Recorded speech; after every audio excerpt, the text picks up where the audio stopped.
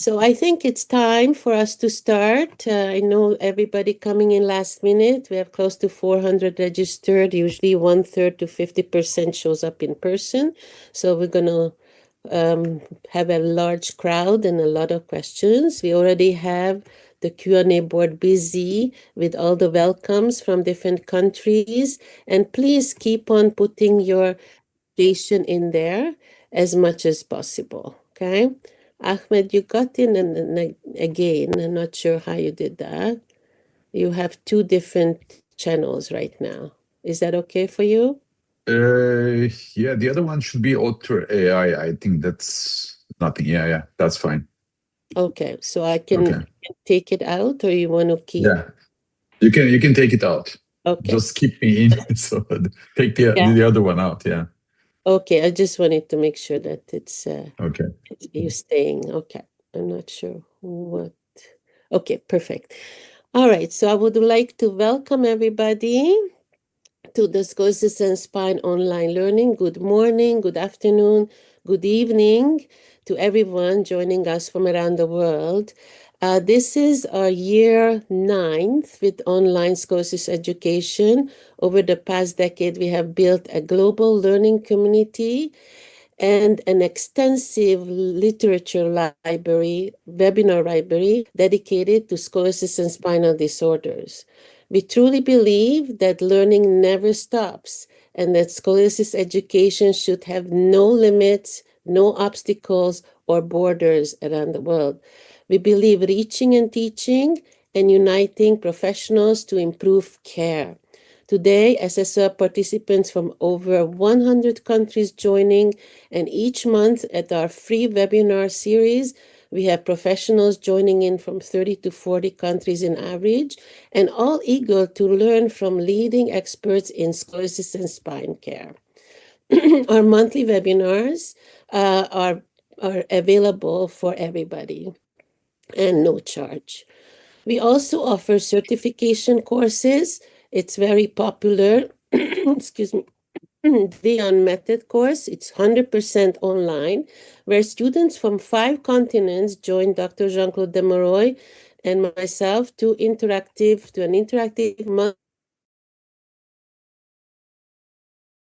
ART brace. Our international short certification program includes online and practical components with the fundamental course available now in 6 languages through our SSOL library.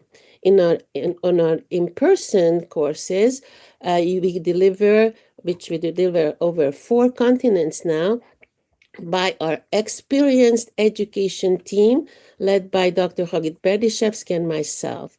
I was mentored and appointed as a Schrott teacher by Castelein Schrott, and we are committed to continue her legacy through evidence-based informed high-level education of professionals. It's available for PTs and PTAs, and we welcome observing medical doctors and orthotists. Our video library is open 24/7. We have over 160 presentations there recorded, and we hope that you subscribe and you have immediate access for over 50 lectures from our global presenters. As we complete our decade of global education, we hope that scoliosis care improves in every region of the globe and that no child suffers due to lack of knowledge and inconsistent treatment. Even here in Ottawa, Canada, no clinics, no hospitals treat scoliosis the same way despite of following SRS and SSOL guidelines. Practices patterns vary everywhere, and it's very important to have these discussions, and happy to share with you my latest publication on a Canadian situation if it helps you globally or in your community. Today we are exploring a very important topic, the gray zone. When to brace, how to brace, when brace or not to brace, that's the question. And the gray zones sparks different approaches across the continent. Today we begin with the perspective from our European experts, and in a future webinars we will explore North America, South America, Asia, and beyond. Let's begin with this important conversation with introducing our today's panelist, Dr. Ahmet Alanay, who is from Turkey, an internationally recognized spine surgeon and leader in spinal deformity management. Thank you, Dr. Alanay, to be here with us. Dr. Jean-Claude de Mauroy, we next welcoming you as our regular presenter. You all have been here presenting before, and his work of decades of conservative scoliosis care has influenced bracing and physiotherapy worldwide. Thank you for being here. And Rene Castelein, we're honored to have you here, a leader in scoliosis research, biomechanics, and innovation. And thank you for joining us for this discussion. And finally, Dr. Fabio Zaina, a specialist in physiotherapy and rehabilitation medicine and a strong voice in evidence-based conservative care of all ages. We appreciate your participation. And thank you for being part of the SSOL community. And now we will hear from more detailed introduction from our speakers. And our first speaker, Dr. Alanay, and Dr. Hagit Berdishevsky will do the introduction. So I'm going. Hi, everybody. Great to be here, and thank you, everyone, for joining us for our great seminars and webinars. It is my great pleasure to introduce Professor Ahmet Alanay, an internationally recognized leader in the spinal deformity surgery. Dr. Alanay graduated from Ankara University Faculty of Medicine and completed his orthopedic residency at Hacettepe University. Over the course of his distinguished academic career, he rose from assistant professor to full professor and further refined his expertise through a spinal deformities fellowship at the University of Kansas Medical Center, as well as serving as a visiting professor at the UCLA. In 2013, he established the Comprehensive Spine Center at Acıbadem Maslak Hospital, where he currently serves as medical director. Each year, he and his team manage over 2,500 outpatients, perform approximately 200 surgeries, and contribute extensively to the scientific literature with more than 20 peer-reviewed publications annually.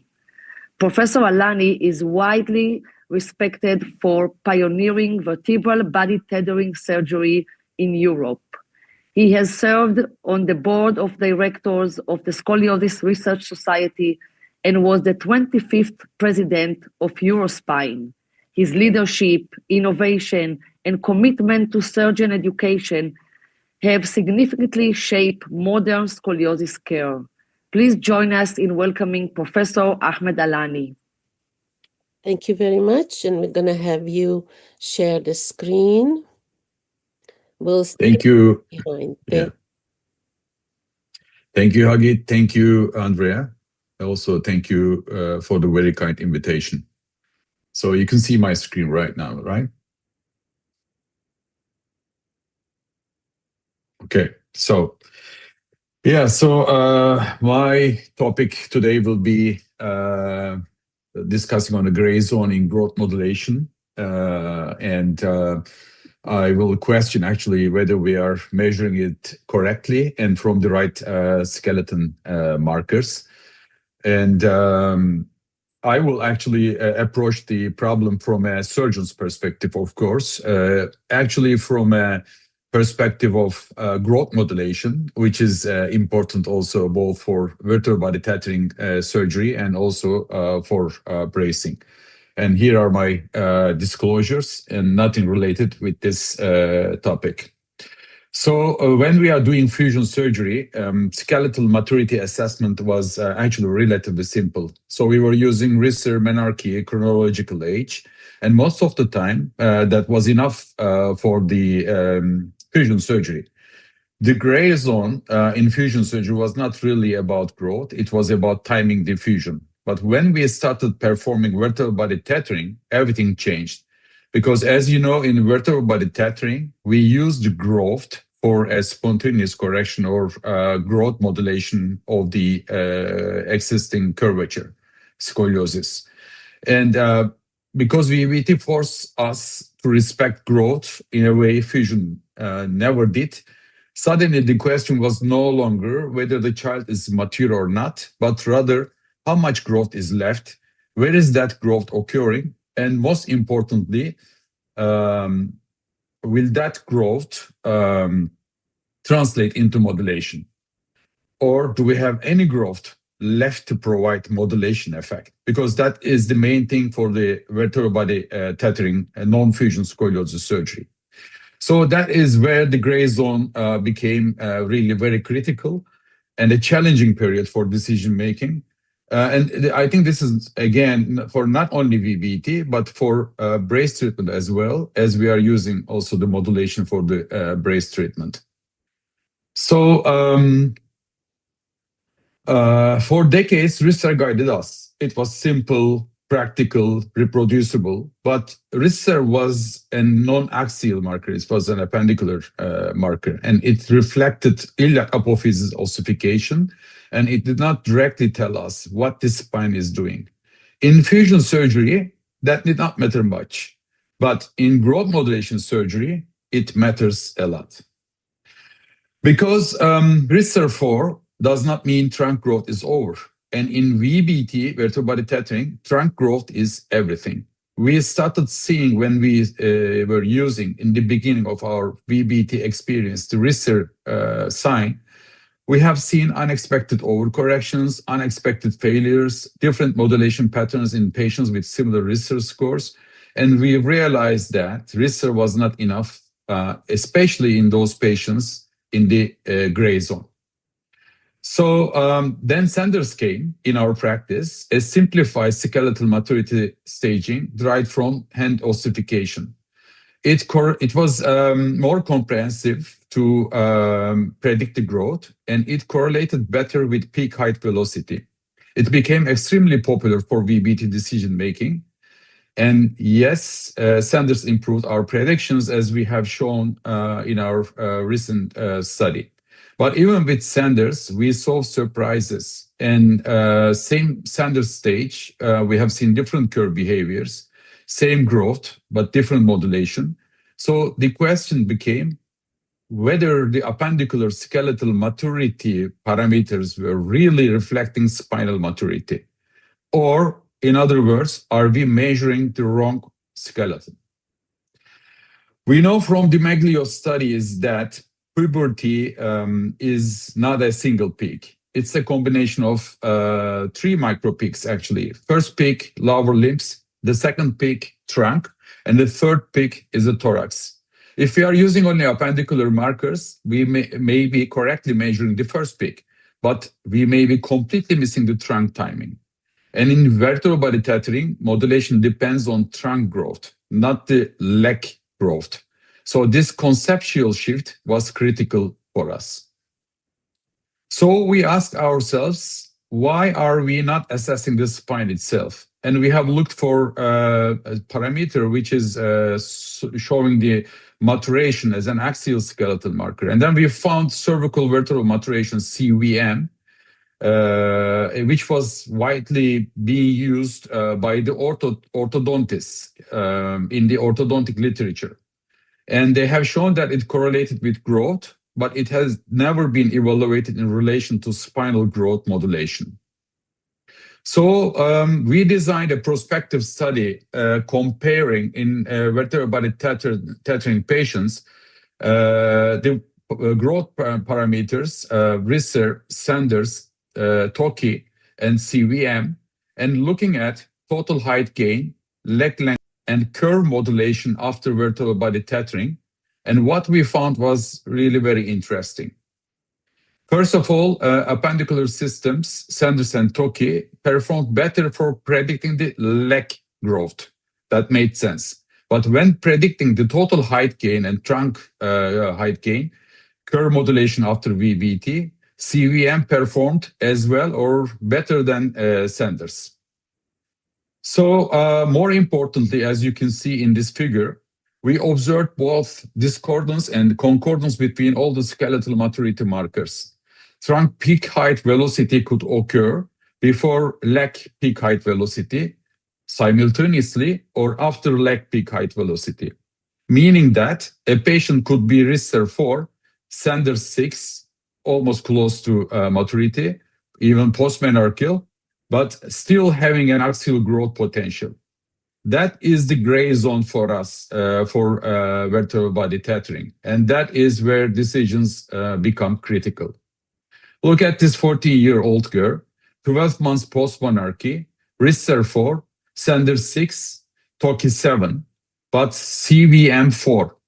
So CVM 4 means there is still a growth modulation, but RISCER 4, Sanders 6, Toki 7, according to our previous beliefs, the patient would not modulate after the surgery. So we decided to get as much correction as possible by doing a vertebral body tethering. But as you can see, she demonstrated a significant modulation after VBT. So if we had trusted RISCER alone, we might have denied her modulation surgery. This is not theoretical. This is, as you can see, a clinical reality. Another observation, and I should say this carefully, in our experience, lumbar curves seem to retain modulation potential longer than the thoracic curves. The lumbar spine may mature later, and this is not fully scientifically proven yet as far as I know, but clinically we see it. Especially in the thoracolumbar and lumbar curves, we sometimes observe modulation, even what we thought was late maturity. So perhaps axial maturation is regional also. And perhaps we are stopping bracing or denying modulation surgery VBT too early in some lumbar curves. This connects directly to today's gray zone discussion. Look at this patient who had a double major curve, and we did a bilateral VBT for this patient. And again, as the patient was Sanders 7, RISCER 4, we actually tried to get as much correction as possible. But as you can see by time, we had seen a great modulation effect in the lumbar spine. So the lumbar spine had a over correction, and this S-type shaped curve turned into a C-type at the end of the maturity. And this patient had a CVM4. Or this patient actually, I think, inspiring this webinar that I shared in LinkedIn, a patient, again, a Sanders 7, we decided to start a bracing for this 36-degree magnitude of curve. And as you can see, with a great modulation in the thoracolumbar region, this patient ended up in 1 year, actually, correction both in the curve magnitude and also in the rotation of the curve. So what do we do in practice today? When considering modulation, whether brace or vertebral body tethering, we now assess RISCER, Sanders, Toki, CVM, menarche, curve type, secondary sex characters, sitting versus leg growth, everything. But when axial and appendicular markers disagree, I trust CVM more for modulation decisions, because growth does not equal modulation and appendicular maturity does not equal spinal maturity. So now, as my last verse, I would like to leave you with a few questions. Starting with, is skeletal maturity a single event or a regional dynamic process? Are we over-relying on appendicular markers? Are we stopping bracing too early in some patients? Are we denying modulation surgery in the gray zone because we are measuring the wrong skeleton? And perhaps most importantly, is RISCER still guiding us or misleading us? Thank you so much. Thank you very much. You're certainly giving us more questions to think about, and we will definitely try to incorporate a lot more markers than just RISCER and Sanders for our future assessment. Thank you so much. And we will have the questions afterwards, so please feel free to fill up the Q&A board from the attendees. We're going to move on to the next presenter, and Hagit is going to introduce Dr. Jean-Claude de Mauroy. It is truly an honor to introduce Dr. Jean-Claude de Mauroy, whose career in scoliosis care spans more than 5 decades. Dr. de Mauroy began his journey at the renewed Centre de Massus, where as a medical student he worked alongside Dr. Stangara on infantile scoliosis. He went on to lead a 36-bed pediatric orthopedic department and has dedicated 55 years to treating patients with spinal deformities. In 1987, he founded the European Spine Center to continue caring for patients into adulthood, reflecting his lifelong commitment to continuity of care. A clinician and biomechanist, he has combined scientific rigor with practical innovation. He is president of the International Society of Spine Research and past president of SSOL.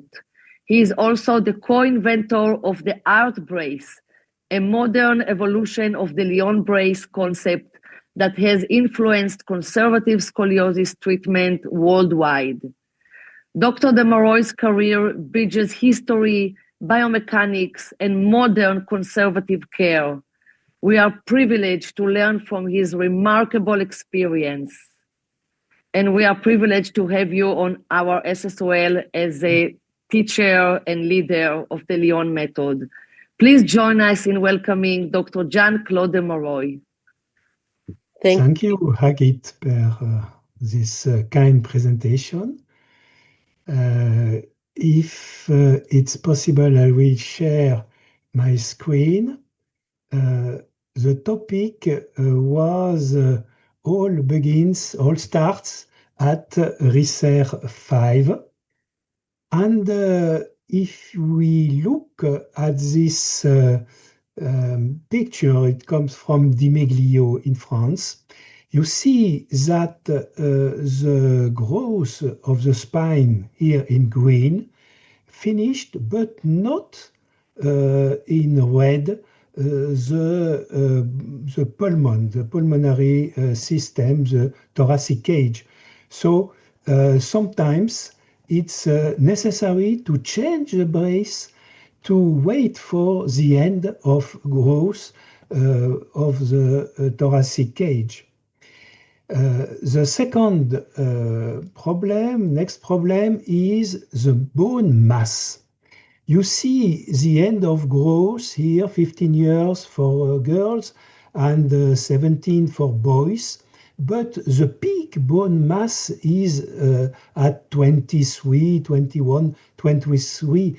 And there is still a fragility of the vertebral body. And we see some scoliosis, some progression of scoliosis after RISER 5. So this is why we try to remove progressively the brace, and this is a work of Rene, very important to advise the patient to practice sport with axial impact, like jogging, running, dance. This type of activity increase the fixation through piezoelectric current in front of the vertebral body, and this increases the resistance of the cortical. So after 20 years, between 20 and 40 years, what succeed? It's not finished at 15 years when we remove the brace. There are three ways to follow this evolution. Anatomical way, we are at 20 years a maximal of tensegrity, sport activity of high level. Biomechanics, we have the maximum of amplitude on the spine, and neurology, we have the maximum function. Here we see the result of the Lyon treatment. Here you have till 20 years, we have 123 patients. All patients are included in a register. So the register is treated at Chicago, University of Chicago. And you see that the initial average of all cases, all treatment we do by brace included in this register. And 20 years after, we have a good stabilization of the curve. For the thoracic curve, 9% of improvement, and for the lumbar curve we are better, 20% of improvement. So you see the curve with beginning of angulation, thoracic in blue, lumbar in yellow, and the average in red. Between 20 and 30 years, we have 30 patients, I think, complete with X-ray under plaster cast. This is very difficult because 30 years after they lose the X-ray at this time. So you see we have a stability for this patient between 20 and 30 years. This means that the usual instability at 45 years, probably when there is a good treatment during adolescence, we have not so much instability and 45 years. So there is a difference between natural history. We know per 35 degrees at the beginning, the progression is half degree every year. And we have some other statistic with other braces. All braces are not equivalent. Boston brace, there is a reduction, but less than Milwaukee. And for the Lion method with plaster cast, I think the difference is the plaster cast at the beginning or the full time. Olisa in Roma, quite the same as we have with a progression of 0.15 every year. What advice can we give to the patient when we see this evolution? We give usually the first advice is to avoid together flexion and rotation. This was old publication of Nakemson. At this time it was possible to introduce a monitor to measure the pressure inside the disc, and with flexion and rotation we have 500% more pressure at the disc level, like this, lifting a weight of 20 kilos. It's exactly the same. So if we want to avoid this rotatory dislocation, it could be interesting to avoid flexion and rotation together. Yoga, Pilates, it's easy to avoid this type of motion. Second, to take something on the ground, not to bend the knee. Squat is not very good for scoliosis.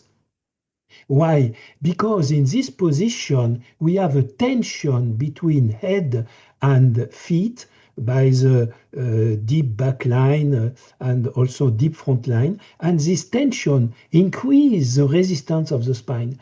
If we bend the knee, there is a diminution of this resistance of the spine.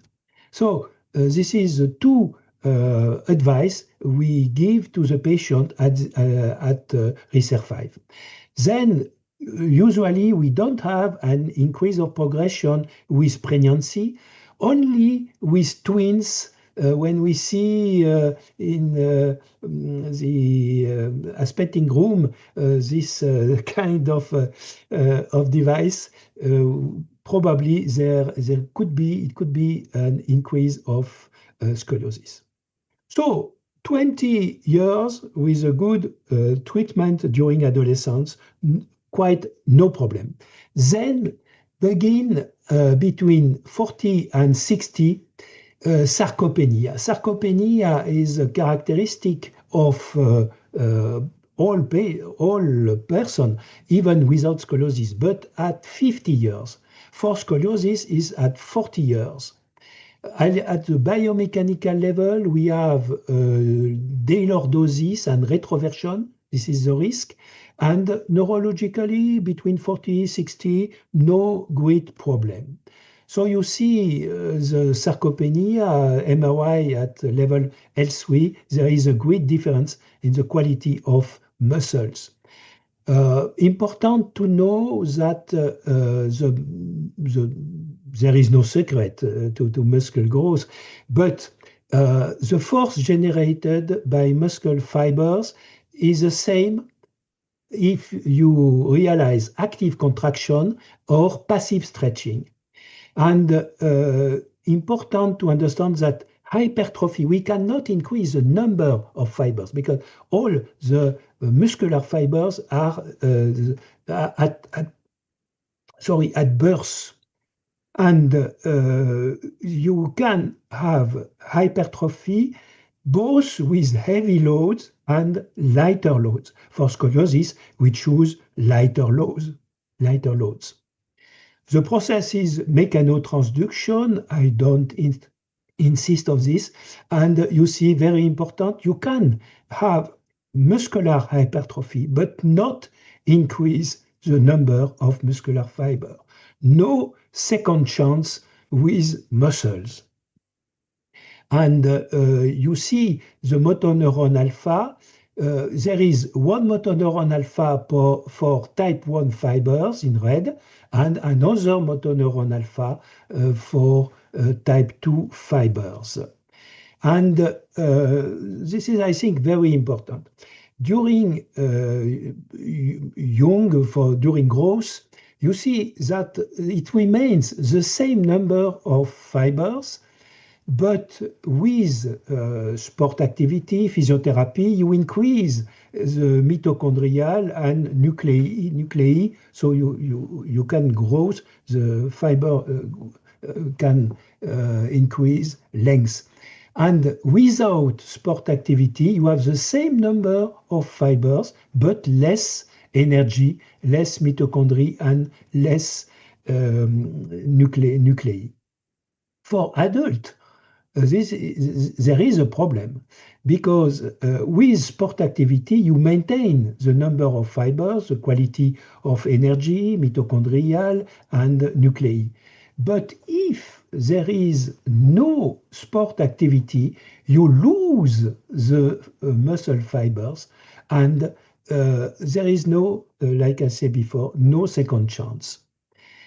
At the biomechanical level, we have this mechanism, vicious mechanism with pelvic loss of lordosis, pelvic retroversion, pain, instability. And another advice is to avoid this retroversion, is to avoid abdominal and gluteus muscles. This is done with CrossFit, so it's to avoid, and better iliac muscle and quadriceps rectus femoris. You see a reduction of 8 and also loss of tensegrity. And you have at 45 years this instability. For physiotherapy, it's important to introduce resistance. We don't use a lot of resistance during growth. And here, for instance, the airplane exercise is against resistance. And also, we work in close kinetic chain at 90 degrees square, 90 degrees hip flexion to obtain better stability, the same at this level. It's a second square, and the physiotherapist work in lordosis and ask for correction of the curve, opening the concavity. The first is to lengthen and strengthen the rectus femoris. So you see the motion of lengthening, and then you ask the patient to strengthen the rectus femoris. Between 60 and 70 years, we have osteopenia, not only sarcopenia, osteopenia. We have high kyphosis due to this osteopenia, and we begin at the neurological level with vestibular and proprioceptive signal defects. There is some difference with osteopenia. Men, we have a thinning of the trabeculae. Women, a decrease in number of trabeculae. This is why the fracture level is at 65 for women and 85 for men. And you see this high thoracic curve. And at the level of neurological level, it's important for golf, for instance, monostance, during sport activity. This stimulate the neurological system, and we lose the proprioception at the feet level, so we use the haptic proprioception with the stick to work with the grip. And this high kyphosis, the patient need hip flexion to maintain the occipital axis. So physiotherapy at this moment, the concavity, we use like Schrott, the hanging position for decoaptation. And between 70 and 80, we have a cognitive defect. And at this moment, it's a double task. Double task is very easy.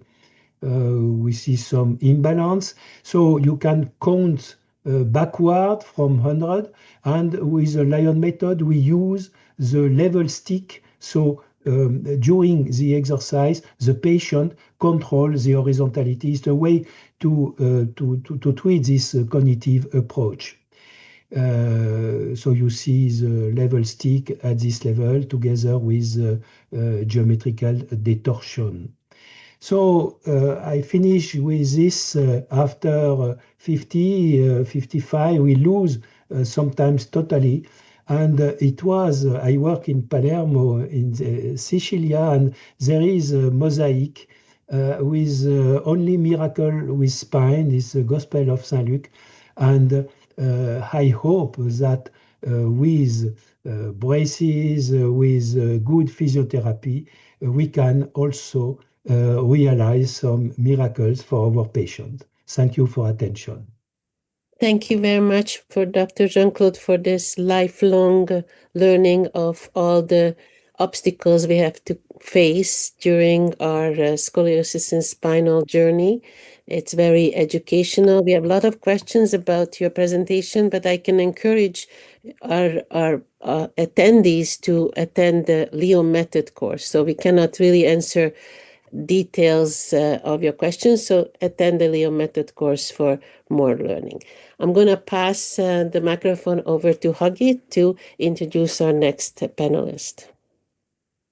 It is a pleasure to introduce Professor Rene Castelein, Professor of Orthopedic Surgery and Pediatric Orthopedics at University Medical Center, Utrecht.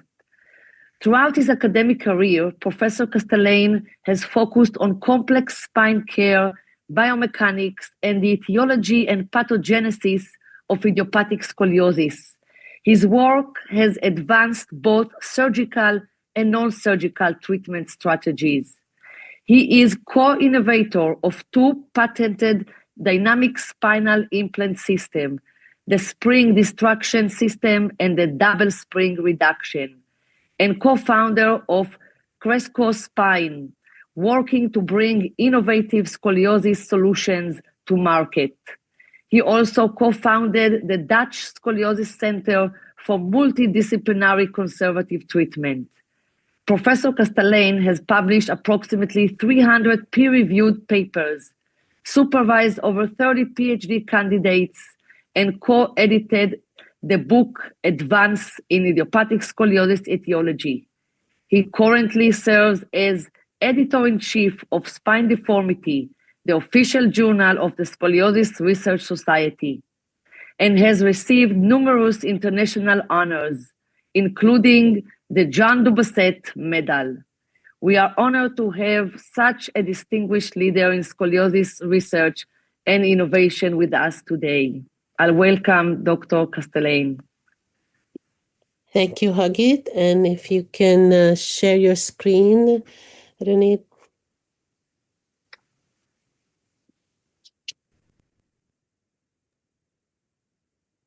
Oh, Excellent. is that okay? Can you see it? Perfect. Thank you. Okay. Well, thank you very much, Hagit, for your very kind introduction. And thank you, Andre, also for organizing this. It's a wonderful symposium, and certainly with a lot of discussion coming up, I'm absolutely sure. So I gave my talk the title, Why Does Scoliosis Progress After Skeletal Maturity? You could also say, Does it progress? But I think many people, maybe all people, agree that it can still progress. I don't think there's much discussion to it. The other title I thought of would be, Can adult spine deformity be treated conservatively? Because there's debate about that too. There's papers in the literature that say that the only treatment for degenerative scoliosis would be surgical. I don't agree with that at all.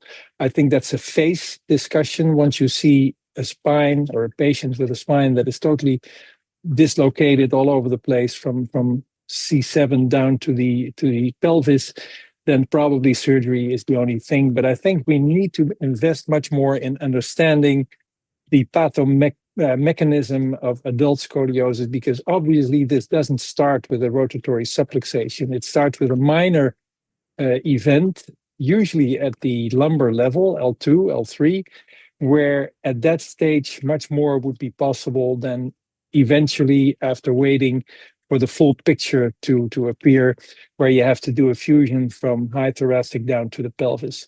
So I'm trying to comprehend the principles behind the things we're puzzled about and we're trying to treat. So these are my disclosures. They have nothing to do with this presentation. So I just mentioned some dilemmas in adolescent idiopathic scoliosis. What is skeletal maturity? And Ahmet already gave a wonderful presentation on the discrepancies between our usual methods of determining skeletal maturity. And they certainly have a lot to do with why, when we think that the spine has become stable, still progression occurs. In adult spine deformity or degenerative scoliosis, the question is, do growth modifying strategies, and I include VBT in this, because I think, and Ahmet pointed that out also, that the principles for VBT and for conservative corrective treatment are very similar. I just picked out one paper that demonstrates that after brace weaning, and in this paper from Hong Kong, brace weaning was done according to the SOSORT and SRS criteria, so probably the way many of us would do that. But then you still see that after weaning half a year later, the curves have progressed in the majority, and 1 year later, and even 2 years later, you still get progression. Whether that is clinically important is another question, but it must make us think of how we come to our decisions. And here you can read that, for me, it's behind the gallery. So here you can read that the curve progressed more than 5 degrees after completed brace treatment, and I think the criteria were pretty adequate in 43.5% of the patients.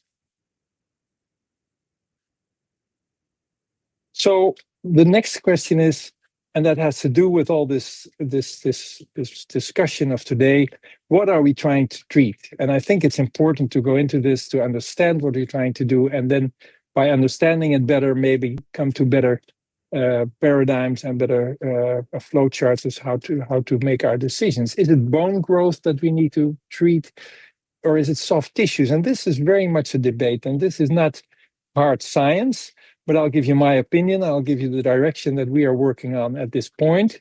Here you see an example of a patient with an adolescent idiopathic scoliosis before correction, before treatment. During correction, you see a slight difference. Cannot deny that. It's not a major difference, but it has changed. It has probably improved. And what has happened here? Has the bone now really improved? Well, certainly not, because the MRI was taken on the same day. It was taken before the brace was applied and right after the brace was applied. So nothing has changed to the bone, obviously. That would take much longer. But what you see, and I think this is very important, and it shows wonderfully here, is that you have changed the shape of the apical disc. And not only the apical disc, but all the discs around the apex do the same kind of thing. So in my mind, scoliosis treatment, especially conservative treatment, is regenerative medicine of the intervertebral disc. And here you see a animal experiment that we did where we induced the scoliosis. This is a different spine than human because you see a true growth plate. Humans don't have that.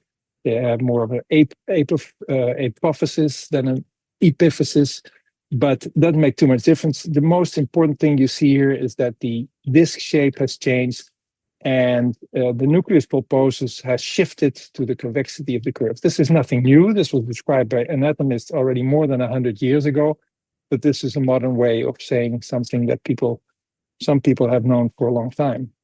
The other thing you can see on the MRI scan is that that nucleus was shifted to the side. It tries to come back to the midline, but it doesn't really make it. Although the disc looks pretty parallel, or the end plates look parallel, the nucleus remains a little bit out of the center where it basically should be. And this is where I come back to that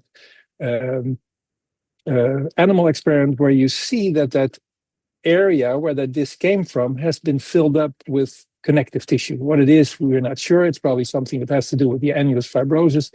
But anyway, that shows that it's going to be very difficult for that disc to move back. It's going to take a lot of force to release this contracture, because that's what it is. It's a contracture on the concavity, and to allow room for that nucleus pulposus to shift back.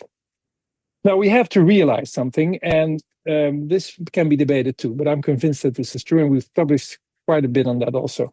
The human spine always throughout life wants to go into rotation. Rotation is not an unusual phenomenon for the human spine.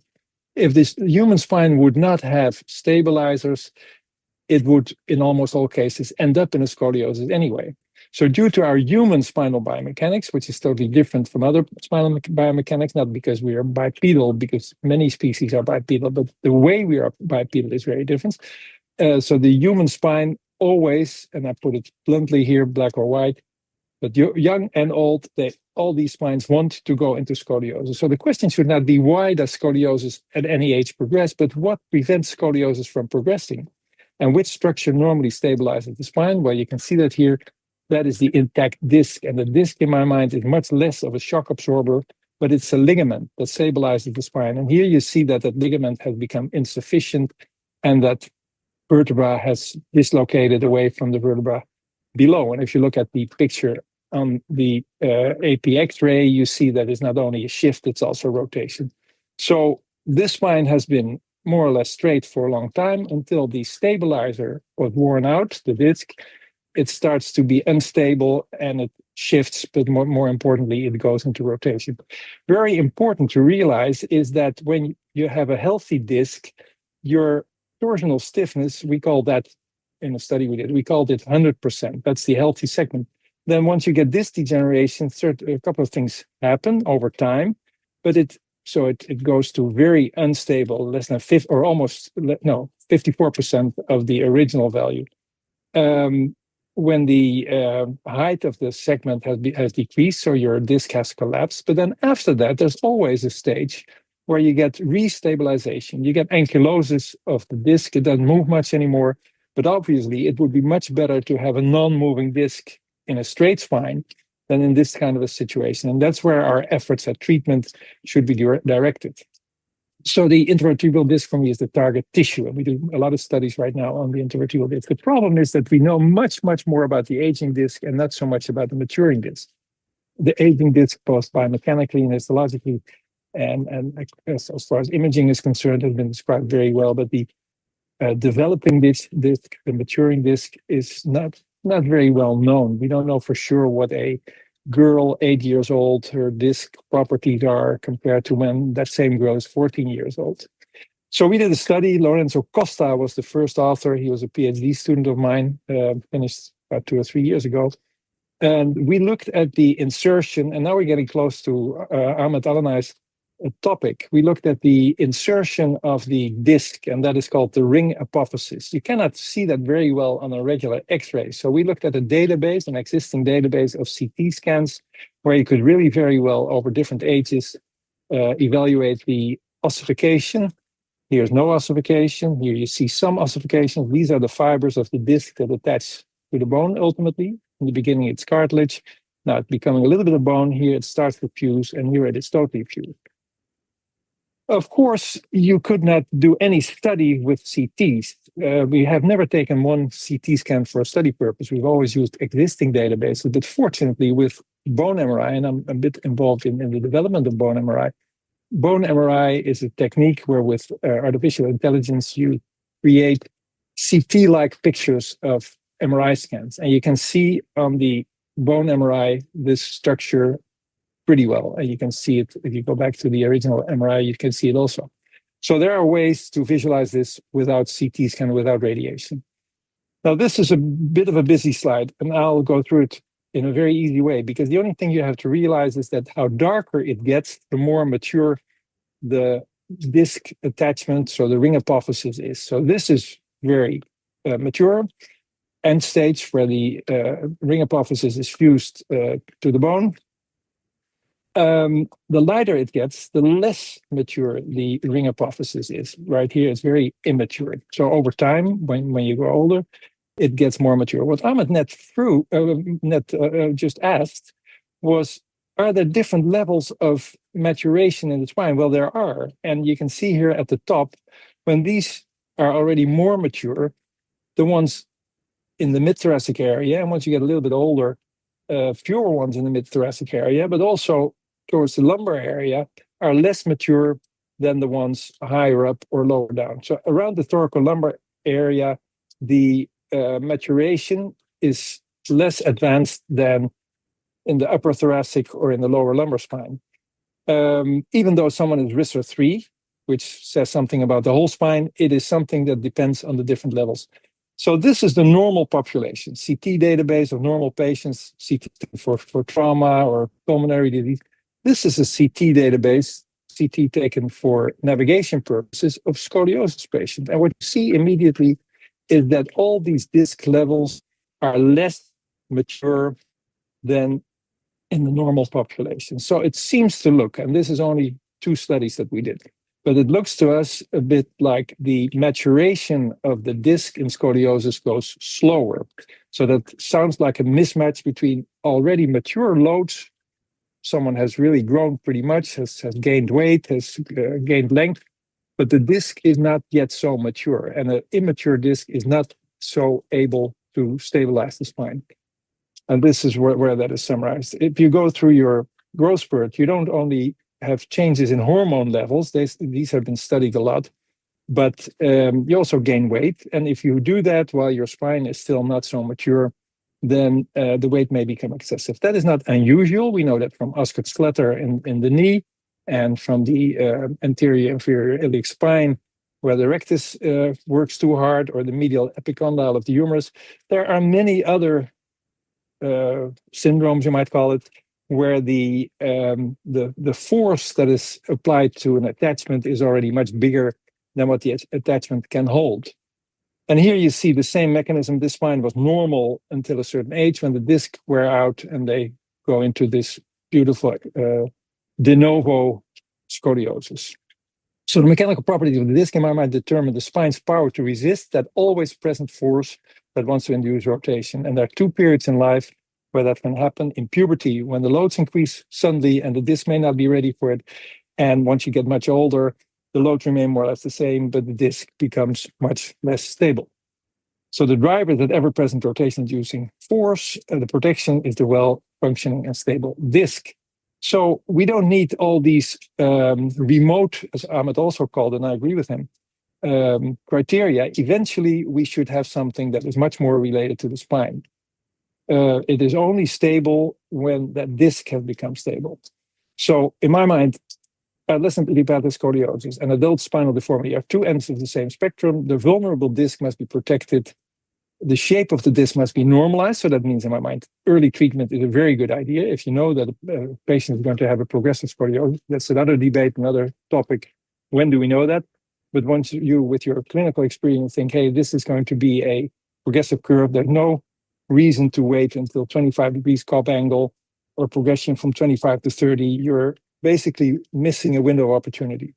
And RISR 4 or 5 or CENTER 7, 8 is not the end of spinal growth. And we need spine-specific radiation-free indicators of disc stability. Thank you. Thank you very much for this very detailed discussion and presentation on the disc. It's extremely eye-opening for us, and we hope to hear more from you as your research progressing.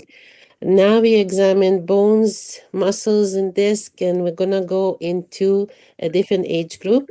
And I'll let Hagit introduce our last presenter for today. And the questions could be regarding this topic, please keep the questions regarding this topic added to the Q&A board.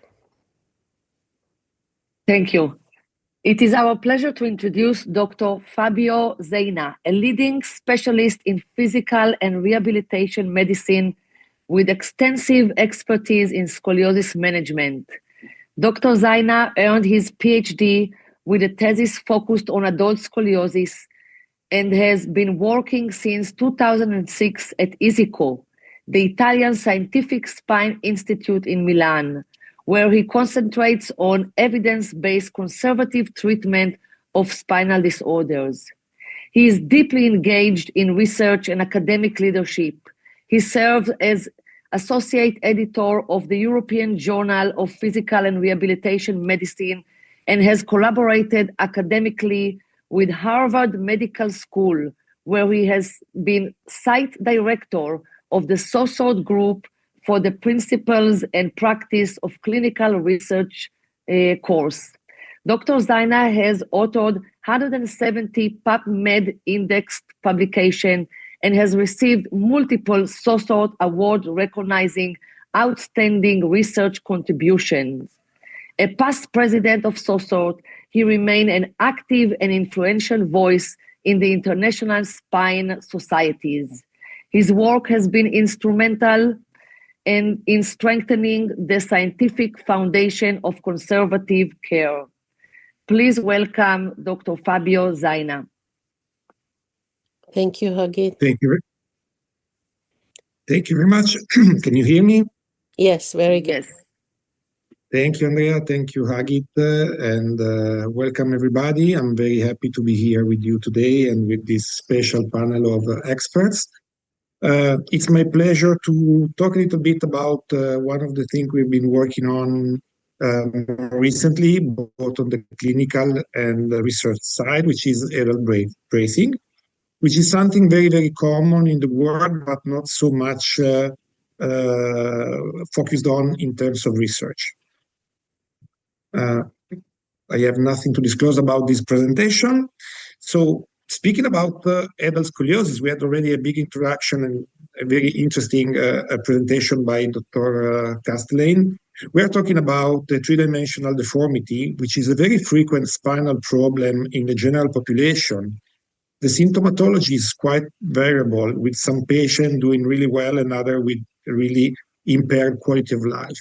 And the very specific problem of this population is the sagittal imbalance. I refer to the AB classification for adult scoliosis. AB refers to three different types of scoliosis. Type 1, which is the primary degenerative scoliosis or de novo, which is usually lumbar and thoracolumbar and connected to some degeneration, as already said, in the lumbar area. Could be the disc or the facet joints. And this is highly connected with pain and disability and frequently very, very fast in its progression. We have then type 2, which is idiopathic scoliosis. So the curves in this case can be thoracic, lumbar, double curves. Usually it's combined with a secondary degeneration of imbalance. It can achieve much larger curves, and again, it can lead to a very impaired balance of the spine, especially in the sagittal plane, and it can cause significant symptomatology in some patients. And then we have type 3, which are secondary adult curves due to an oblique pelvis connected to a length discrepancy, secondary curves in idiopathic, neuromuscular, or congenital scoliosis, asymmetrical anomalies of the lumbosacral joints, and then type 3B, which are the metabolic bone diseases, mostly osteoporosis. So this framework is interesting to categorize a little bit better our patients, also because the prognosis and what we can expect, it's different in the different types of scoliosis. About what happens during adulthood, we have an interesting study, which is a long-term study, the Iowa cohort, published by Weisland and colleagues over the years, with data about curve progression over 40 years. and quality of life over 50 years. First of all, about life expectation, we know that the life expectation is the same in patients with scoliosis compared to the general population. So scoliosis is not life-threatening, and this is very important to keep in mind when we approach our patients. We know that there can be some impairment of the breathing and the lungs, and this is true especially for curves larger than 50, 60 degrees affecting the thoracic area, and especially if there is a reduction on the anteroposterior diameter of the thorax, so less space for the lungs. About heart diseases, in idiopathic scoliosis or degenerative, usually no problems. We can have problems with secondary scoliosis reaching 100 or 120 degrees or more in the thoracic area. One of the big issues is the progressive collapse of the spine and the forward bending of the spine, which requires which causes more fatigue, more energy expenditure for the muscles to keep the spine straight and balanced, and the compensation of the hips. And according to the pelvis, big pelvis, small pelvis in terms of pelvic incidence, we can have more possibility to keep a balanced body or less, and so this postural collapse can be reached before or after, according to the case. Very important, the risk of progression for curves during adulthood. We know that for curves below 30 degrees, usually there is not a high risk of progression, even if we have seen and we see every day even curves, smaller curves, that sometimes they progress because the exceptions can exist. But the risk of progression is more significant for curves larger than 30 and especially larger than 50. So the biggest the curve, the largest curve, the highest the risk of progression. And these data are also consistent with the data by Edgar and Minmeta from the late 80s. On the left, you see single cursor risk of progression. You see the thoracic seems to be more at risk of progression in terms of speed. On the right, the graph is showing the behavior of the thoracic and lumbar components of double major curves. We have other data also from France, and this is very interesting because we have data about idiopathic scoliosis and degenerative curves. Type A in this graph are basically the idiopathic scoliosis, type B are the degenerative. You can see that the trajectories are quite different. Idiopathic scoliosis are slower in their progression in the most of the cases, while degenerative, de novo scoliosis are more fast in their progression. And also the clinical impact is different because the degenerative are more, are impairing more the quality of life in many, many cases. About the results, this was about the natural history of scoliosis or untreated scoliosis, but we know that the mechanical point is still there also in treated patients. And basically what makes the difference, it seems to be the entity, the size of the curve at the end of treatment. So for curves larger than 45, these data are from Norway, you have a higher risk of progression over time. If you stay below 30, you have less. So it seems that whatever it is, treated or untreated, the size of the curve at the beginning of adulthood makes a difference. And then another very important point is the point about pain. We know that scoliosis can be more painful.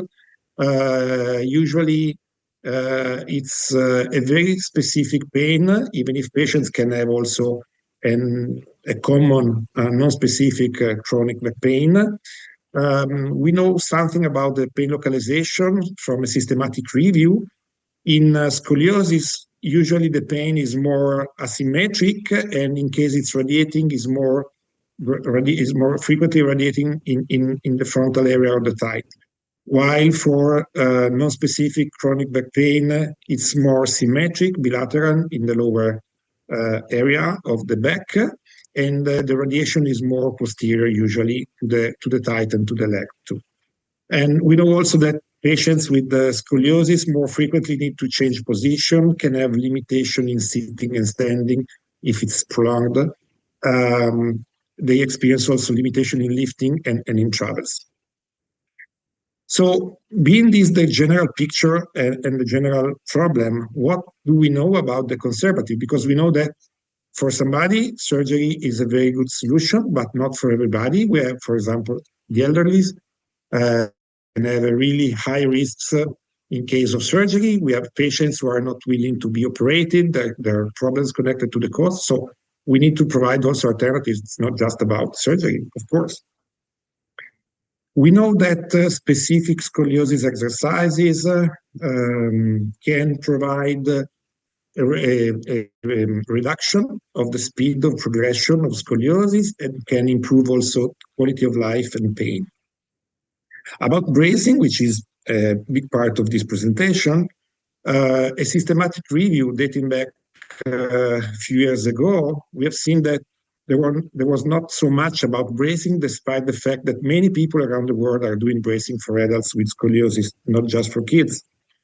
But there were just few studies in these systematic reviews, different outcomes, different duration of treatment. So very difficult to put data together and to understand and have a general picture. The general picture was that we know not so much about bracing in adults. So I want to give you a little bit of perspective from our experience and the experience from other teams we've been in touch with.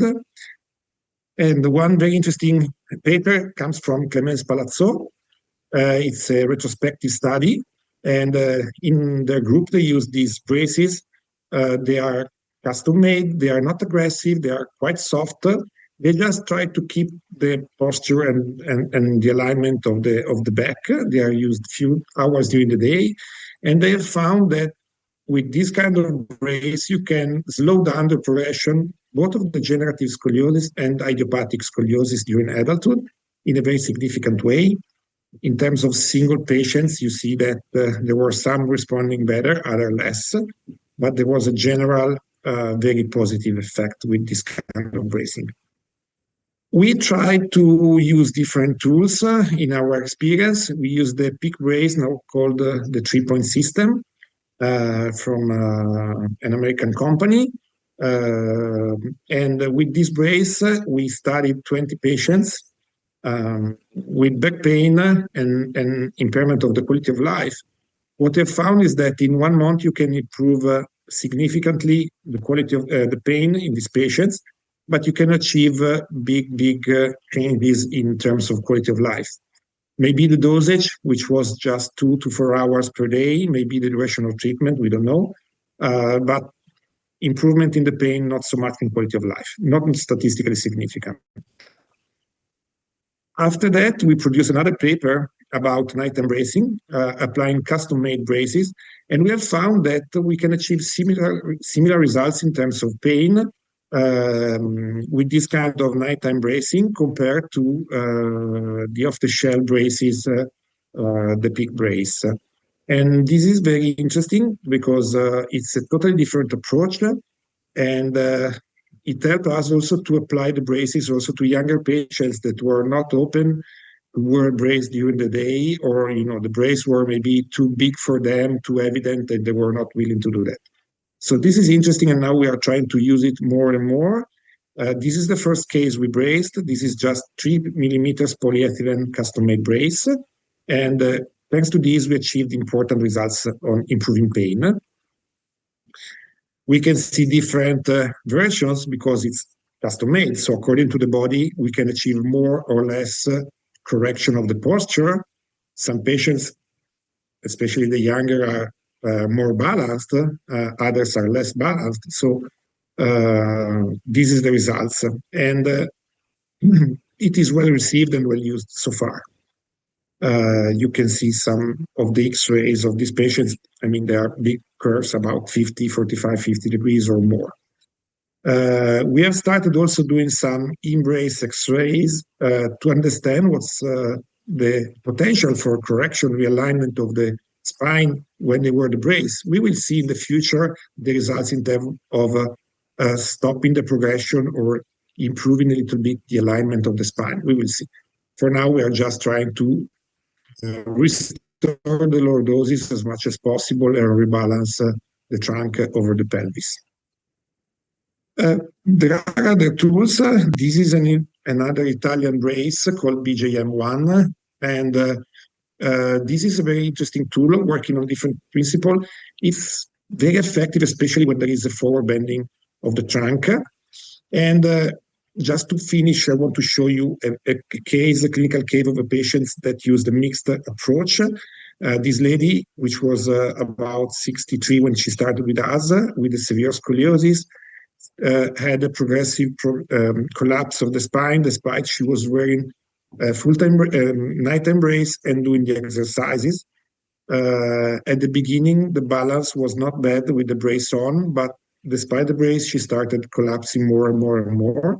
So we shifted to a different brace, the BJM1, and we can improve significantly her general alignment. She's compensating on the legs, of course, but before she was not even able to do that. So at the end, now she can stand much more than before, and I can say she's happy because she's not the kind of person so open to be happy, but she's more, she feels better.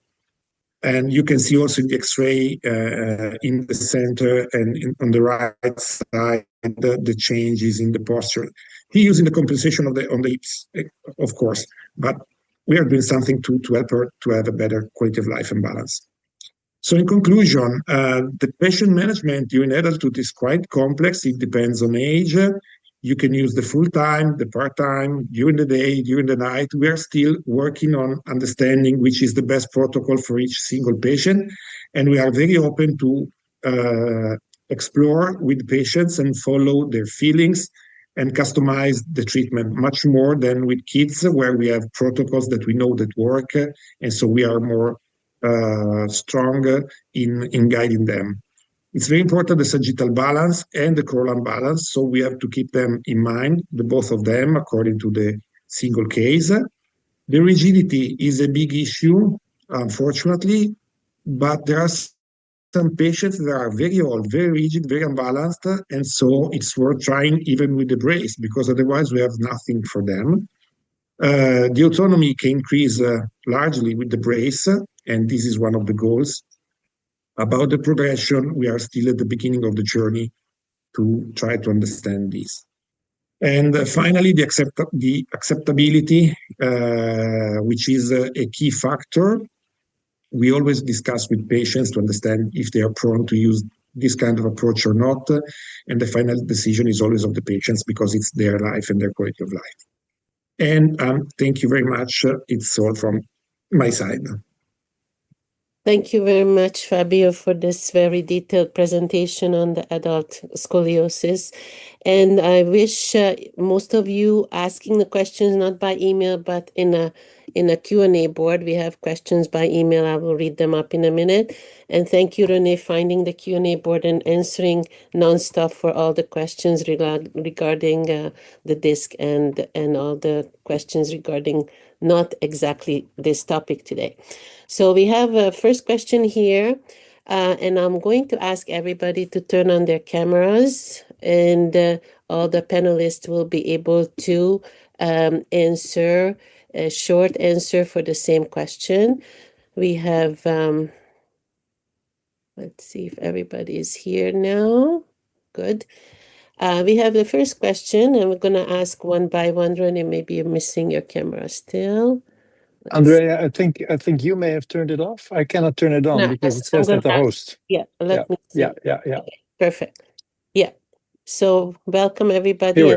Thank you very much for everybody's input in a different age group and a whole problematic condition in terms of scoliosis and management.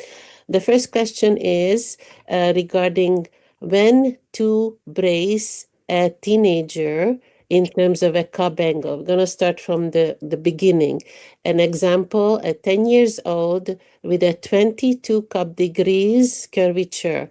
What would be your approach? And we're going to go for Rene first, and then we're going to go for everybody after. Thank you. I would always brace that. 10-year-old, immature. I say always, but there's one important thing to mention. Not all curves that we see are idiopathic scoliosis. And I think we, as more or less experienced people with some experience in treating scoliosis, we should be able, in most cases, to see that something is really an idiopathic scoliosis. And if this looks like an idiopathic scoliosis, it has all the characteristics, standard appearance of the patient, 10 years old, I would always raise. Thank you. And maybe we'll add that with the normal MRI. Jean-Claude, what would you suggest for a 10-year-old patient with the 22 cup degrees? Yes, very important, because between 10 and 11 years, we have sometimes a great progression. So first, I look at the ossification, the vertebral ossification from Hassan and Farman orthodontic classification. You look at C3, and if you have a deformation of C3 is not rectangular, then I use the night brace, because as Rene say, under 11 years, we can, with hypercorrective night brace, we can push the nucleus from the convexity to the midline. And this is very important, not so impegnative for the patient. So surely hypercorrective bracing, night hypercorrective bracing, if I have the deformation of C3. Thank you very much. And let's go to Fabio next, Dr. Fabio Zaina. Yes, I like very much the point of Rene. I must say that today I'm not at the level to be so, deep in the possibility to differentiate so much. And so for now, I try to treat more based on the general deformity and the risk of progression in the short time that we have, short and long time. So basically, not just looking at the cobangle, but bone age, the growth phase. Is she growing a lot or not? The angle of trunk rotation is very useful. And the sagittal profile, do we have a flat back and alteration of the back or the sagittal profile, or do we have more, a postural scoliosis with maybe increased kyphosis and lordosis because she's very collapsed? So in that case, more exercises and less bracing. So I try to use the clinical information to guide my choice. And then, of course, the discussion with the patients because and the family, because it's quite borderline. Thank you. And Dr. Alanay? Yeah, I think for me, the magnitude of the curve is maybe with the second importance. So if I see any rotational change, which shows the curve is becoming structural, then if the patient has any growth potential, actually, I don't wait until the curve reaches to 20 degrees. So even for curve magnitudes less than 20 degrees, if I see rotation, I start bracing. Maybe in the beginning, nighttime bracing, and just follow the patient and starting the exercises. But I believe, and the literature has shown that, as early as the braces started, so we have more successful results. So that's my philosophy. Thank you very much. The next case is going to be a more mature patient. I know in Europe, RISER and North American RISER is a little different. So let's take a RISER 3.5, almost 4, with a 44-degree cobangle. What would be your recommendation?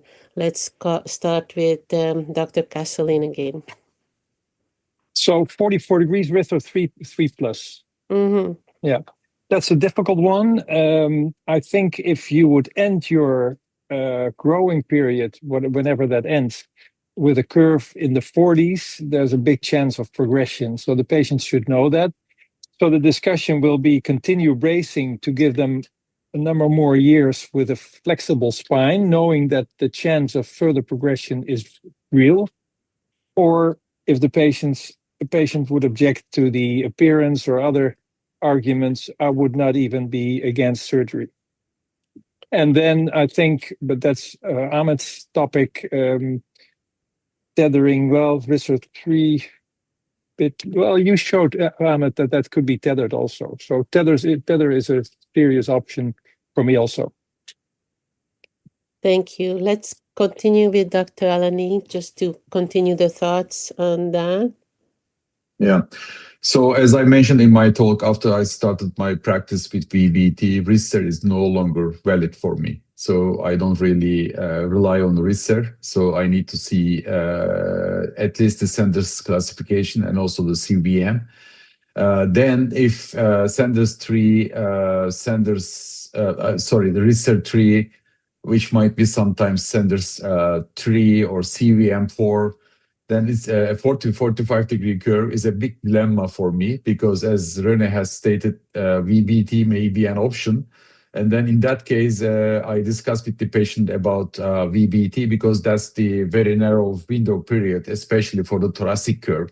Because if the patient is more mature than RISER 4 and over, then I do selective fusion. But if RISER 3 and Sanders 3 with a growth potential, or CVM 4, then VBT is something that I should discuss with the patient. And this is confusing the patient even more. But if the patient doesn't really accept to, go with VBT, then it's a very borderline magnitude for me. I think my decision would also depend on, whether it's a school time or not a school time. And if the patient is really very flexible with hypermobility, and if the patient is really want to go with bracing, with conservative management, I think it's still a good candidate for bracing, at least for a try under close observation. Then if I cannot really stop the curve progression, then I can go with fusion. Thank you very much. And we're going to move on to more conservative care options.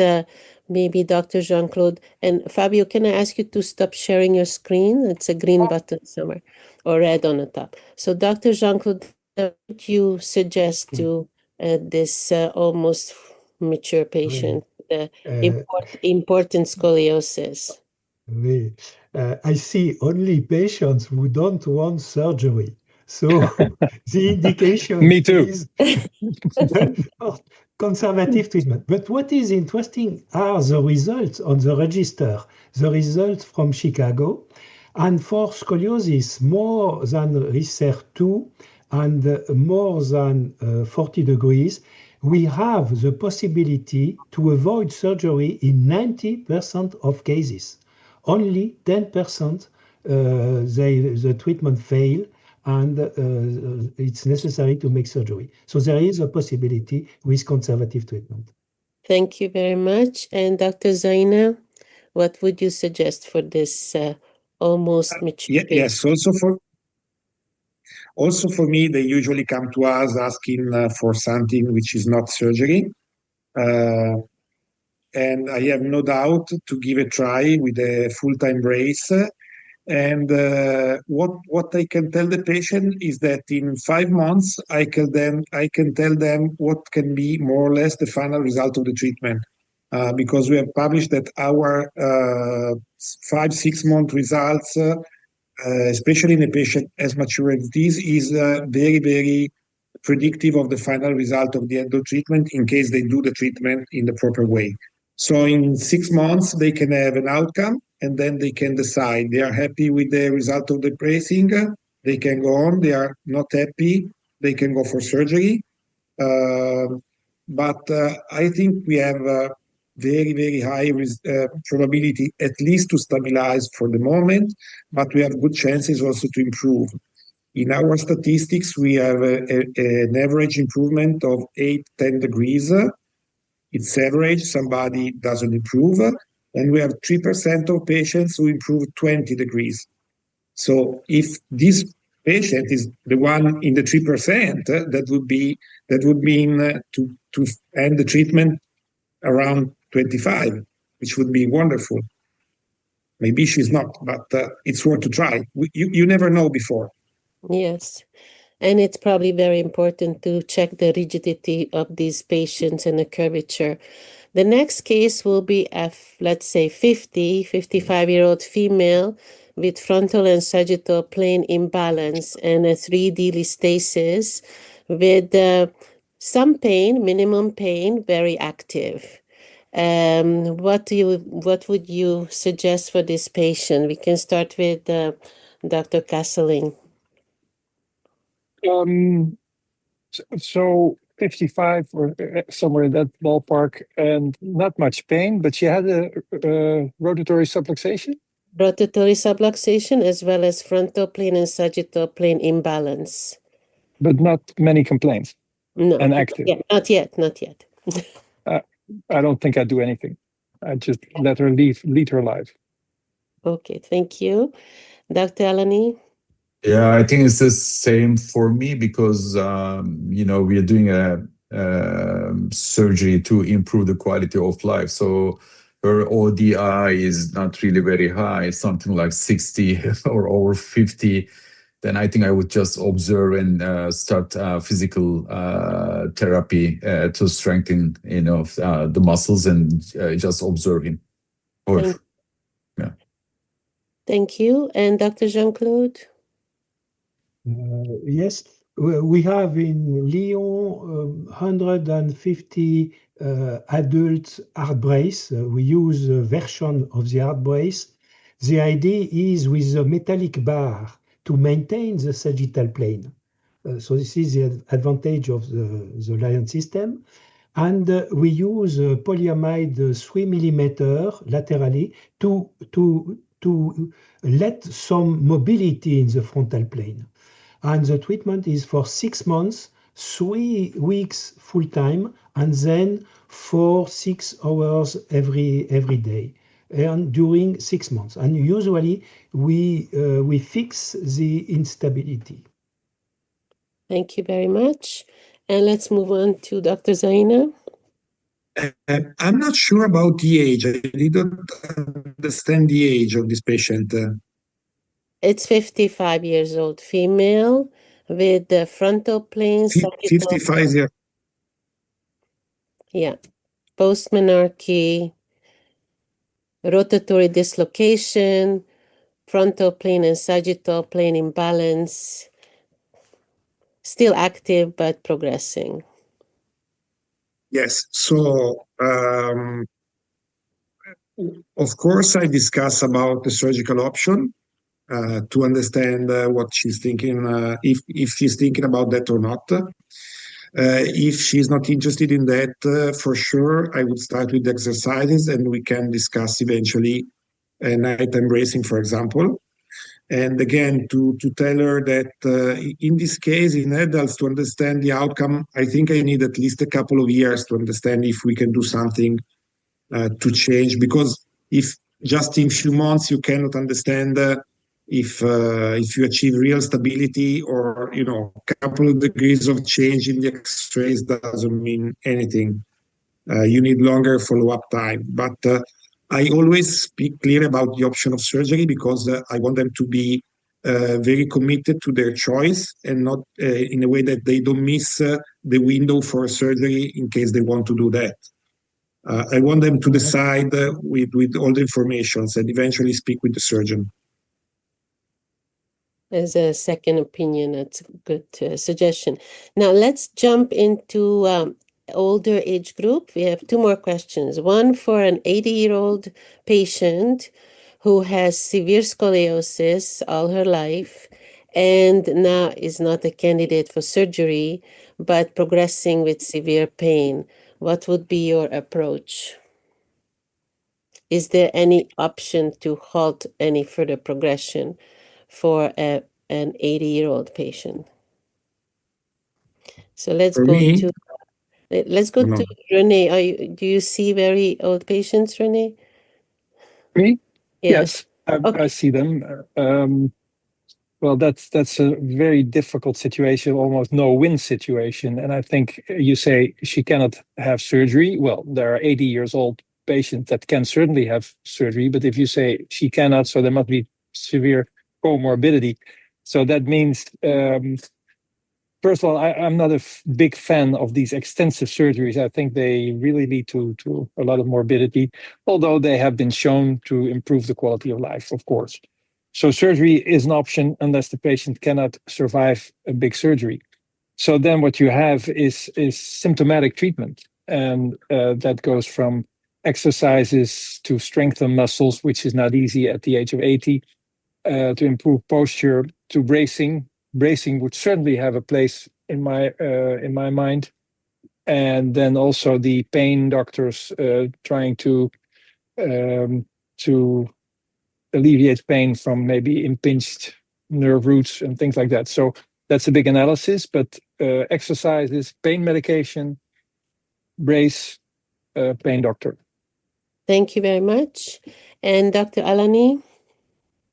Well, I think this is a very general question, Andrea. So it depends on what kind of 80 years old patient. If very healthy, active, and with not too much comorbidities, if the quality of life is really very bad and non-responsive to any conservative management, including injections and everything, we consider actually surgery. It depends on, how big surgery. Is it something that I can do locally or a T2 to sacrum fusion? So there are too many, variables to answer this question. But 80 years doesn't mean we don't do surgeries. Yeah. Thank you. Thank you. And Jean-Claude, what would you suggest for this patient? Yes, first I will try if there is a reducibility. This means that lying, the head must touch the examination table. And the same in the frontal plane, I control that she is able to maintain a straight line on the gravity.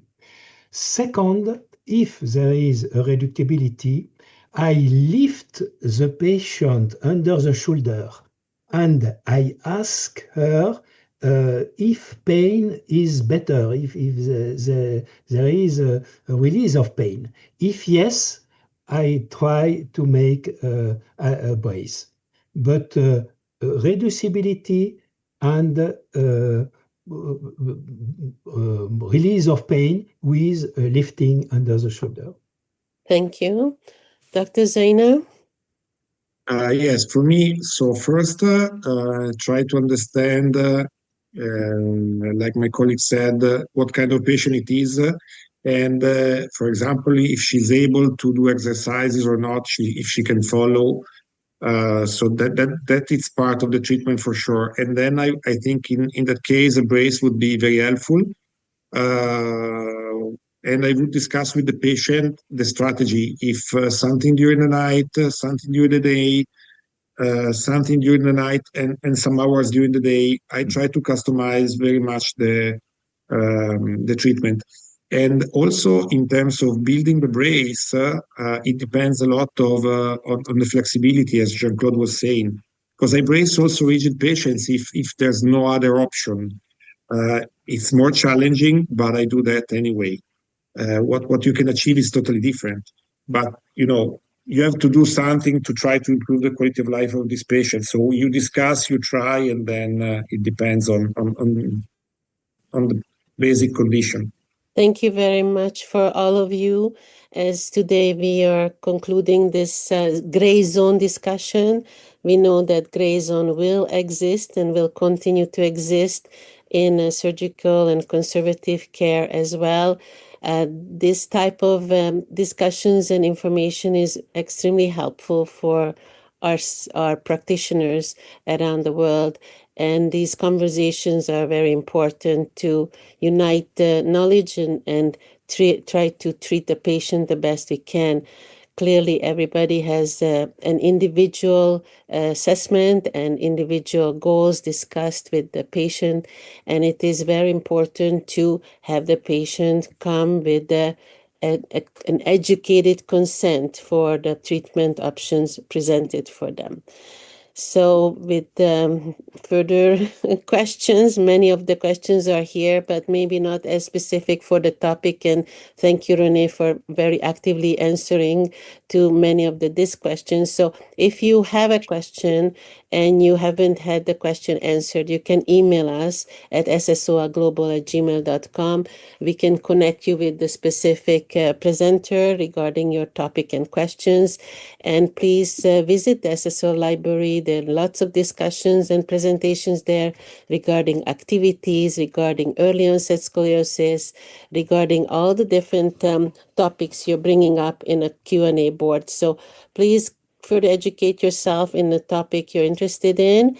And I really want to thank you all for taking the time to come into SSOL to present today and lecture us and give us more perspective of all your experiences combined over 100, 200 years of experience here.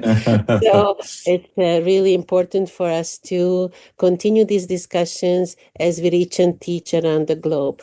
Our next segment is going to be March 28. We have a literature review every 2 months with Dr. Jean-Claude to keep up the education. All the SSOL members are allowed to participate in that.